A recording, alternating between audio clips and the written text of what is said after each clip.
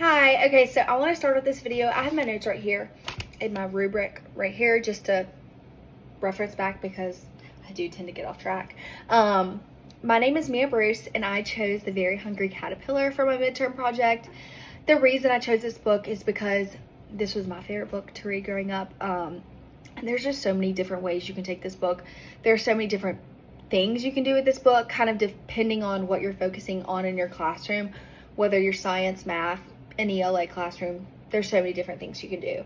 But The Very Hungry Caterpillar is a classic children's book by Eric Carle, and it follows the journey of a tiny caterpillar as it eats its way through various foods throughout the week before it turns into a beautiful butterfly.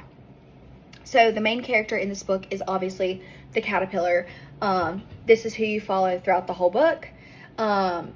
There's a lot of different themes in this book, and depending on, again, kind of what your focus is in your classroom, you can kind of hone in on different one of these. My activity is going to be kind of more math focused because my emphasis is in math, and that's what I want to teach. So the first one is Days of the Week and Counting. This book introduces young readers to the days of the week and counting how many foods he eats during those days of the week. Growth and Transformation is another one. This book illustrates the life cycle of a butterfly and points out change and development. Another one is Healthy Eating. The caterpillar eats healthy throughout the majority of the whole entire book, and then towards the end of the book he has a day where he just eats a bunch of unhealthy food, and then he goes back to eating healthy before he turns into a beautiful butterfly.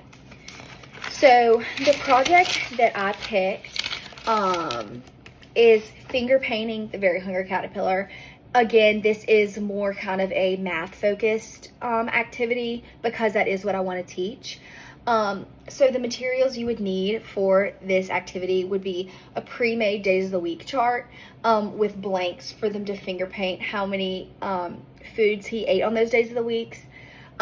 Because I do want to teach younger kids, I will have like the day of the week with the number of foods he ate for that day of the week, instead of having them just having to follow me when I'm reading it. I feel like that could get a little complicated for some students, depending on how old they are. You would need washable finger paint and paper towels and wipes in case things get messy, because they definitely will.